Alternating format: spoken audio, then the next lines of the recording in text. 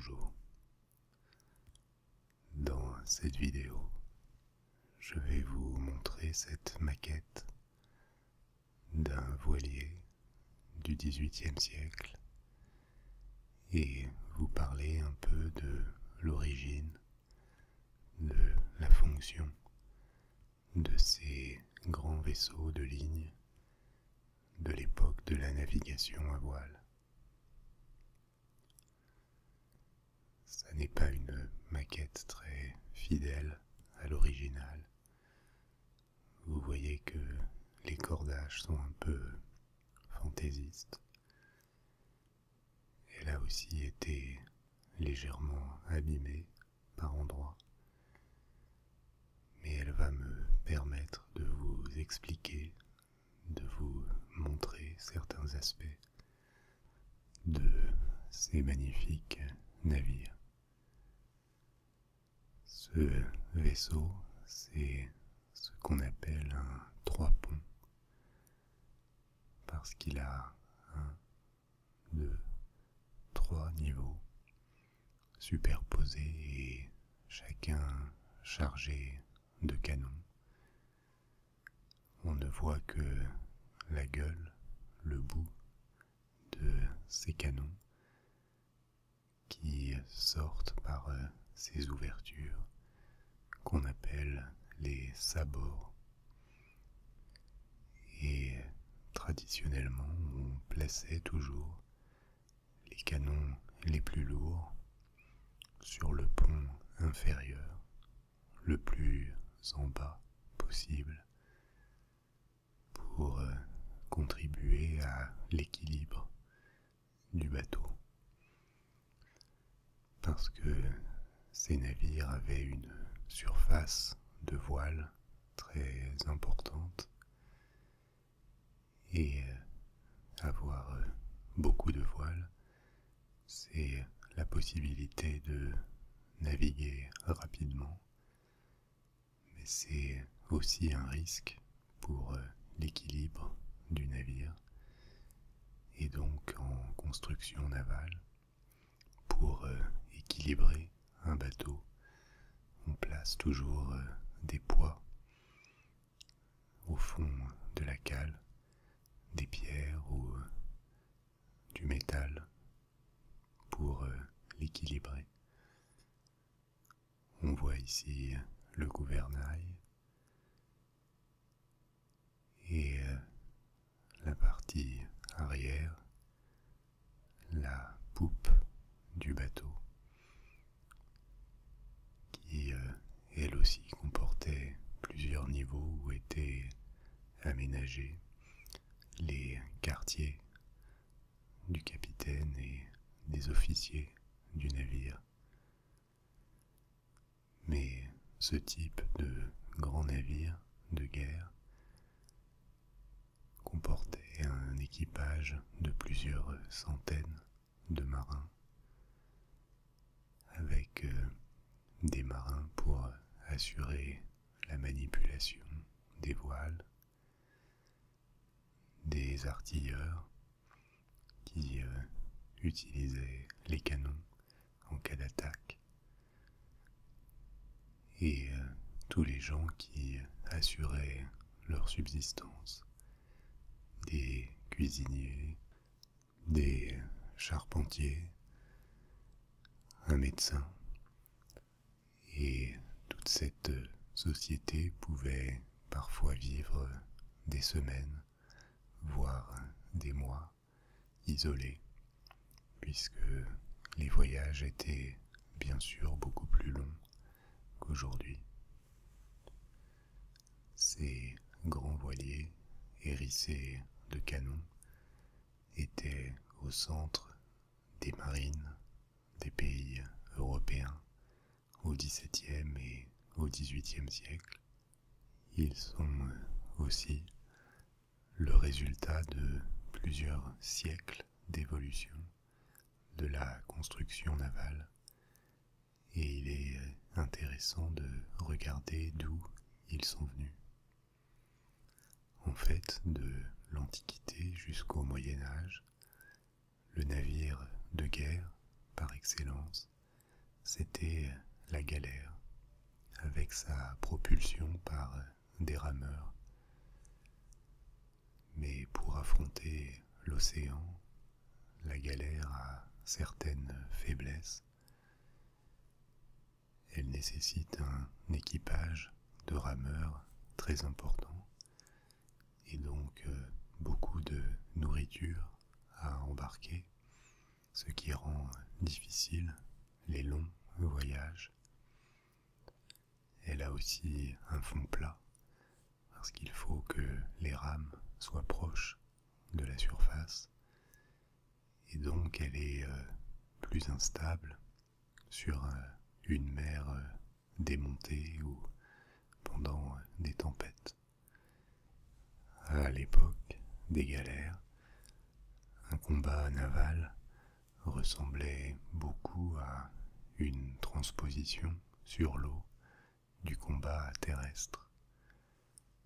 La stratégie, c'était généralement d'essayer d'éperonner les navires ennemis pour les couler ou les détériorer suffisamment et les rendre impossibles à manœuvrer. Et ensuite, il y avait une phase d'abordage et le combat se réglait essentiellement au corps à corps entre des soldats qui étaient embarqués en grand nombre sur les galères. Mais à partir du XVe siècle, quand différentes nations européennes, et notamment les Portugais, commencent à explorer l'océan, il faut inventer de nouveaux types de navires qui peuvent voyager loin, donc longtemps, qui soient capables de résister à une mer plus déchaînée que la Méditerranée. Et les Portugais vont mettre au point un navire qui s'appelle la Caraque, qui est un lointain ancêtre de ce vaisseau que nous avons vu en maquette. La Caraque a une coque qui est recourbée comme ces vaisseaux de ligne et elle garde encore quelques caractéristiques de la galère parce qu'elle est notamment conçue pour un combat à l'abordage.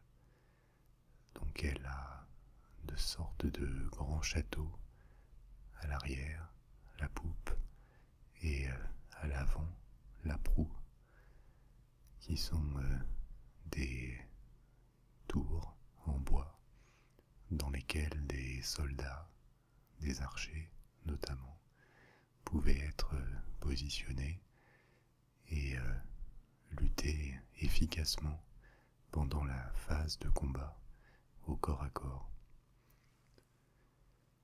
Mais cette évolution vers les caraques va durer relativement peu de temps parce que dans le courant du XVIe siècle, on se rend compte que le combat naval évolue avec les progrès de l'artillerie. L'artillerie, comme pour l'artillerie terrestre, est beaucoup plus destructrice qu'auparavant, et on commence maintenant à se battre entre bateaux à distance, et avoir ces châteaux à l'avant et à l'arrière devient assez peu utile dans ce cas, et même assez pénalisant, puisqu'ils sont des cibles faciles pour l'artillerie. Et en plus, ils déséquilibrent le navire, puisque, comme on le disait auparavant, il est toujours préférable de placer le poids le plus bas possible pour équilibrer le navire. Et donc ce modèle de la caraque, dans le courant du XVIe siècle, va évoluer vers ce qu'on appelle le galion. Les galions, qui ont notamment été développés par les Espagnols et ensuite copiés par les autres pays européens, correspondent à la période pendant laquelle l'Espagne développe son empire colonial, non seulement en Amérique, mais aussi en Asie, dans les Philippines, et il faut des navires capables d'affronter les océans, de naviguer pendant des semaines, des mois, sans toucher terre, et aussi de combattre. C'est aussi l'époque de l'âge d'or de la piraterie dans les Caraïbes, par exemple. Et donc les galions ont une ligne plus basse sur l'eau que les caraques et constituent les meilleures unités de la fin du XVIe et du début du XVIIe siècle. Mais au XVIIe siècle, ce modèle va encore évoluer et s'orienter vers l'apparition de ce qu'on appelle les vaisseaux de ligne. Et notre maquette est un vaisseau de ligne du XVIIIe siècle.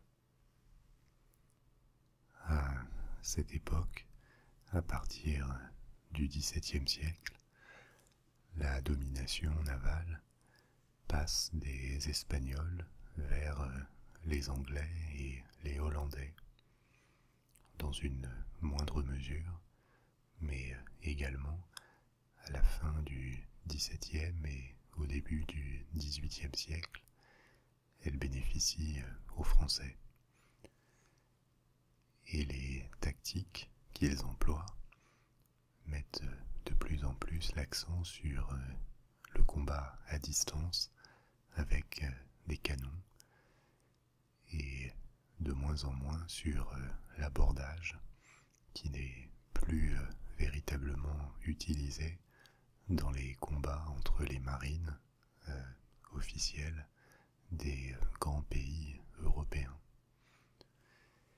Et pour être bien armé, puissant dans ce type de combat d'artillerie, il faut toujours plus de puissance de feu, toujours plus de canons, et les navires évoluent en conséquence avec l'apparition au XVIIe siècle de navires qui ont 2 ponts, puis de navires qui ont 3 ponts, et parfois c'était le cas de notre maquette, des navires qui ont plus d'une centaine de canons.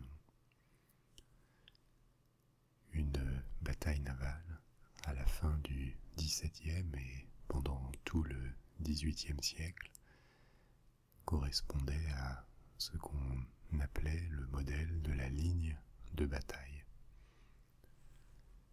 Comme l'idée était d'avoir le plus de puissance de feu possible face à l'ennemi, chaque flotte s'alignait, les navires les uns derrière les autres, et défilait en face de la flotte ennemie en lançant des bordées de boulets avec l'objectif de couler ou d'endommager suffisamment les navires ennemis jusqu'à ce qu'un des 2 côtés abandonne la bataille et laisse le champ libre au vainqueur. C'est comme ça que la plupart des batailles navales de grande envergure au XVIIIe siècle étaient maintenant conçues sans abordage, sans combat direct pour autant elle restait extrêmement meurtrière et couramment des centaines de marins pouvaient être tués par les boulets, par l'explosion de leur navire quand les réserves de poudre étaient touchées ou pouvaient se noyer suite au naufrage du navire. Maintenant, même si ces machines de guerre étaient les plus chères et parmi les plus destructrices de l'époque, elles n'étaient pas conçues, au moins les plus grandes, les plus impressionnantes, seulement pour des raisons militaires. Sinon, on n'aurait pas décoré la poupe des navires de façon aussi luxueuse et chargée. Ces navires, c'était également pour les souverains qui les faisaient fabriquer et qui les armaient, des symboles de pouvoir, des signes extérieurs de richesse. Et cette maquette, c'est une copie d'un navire, le Royal Louis, des années 1750, conçu pour être le navire amiral de la flotte française en Méditerranée. Et c'est pour ça qu'il était chargé de autant de soins et d'une décoration aussi raffinée. Voilà, comme toujours, j'espère que cette vidéo vous a intéressé et je serai heureux de voir vos commentaires et suggestions pour de futures vidéos dans la description.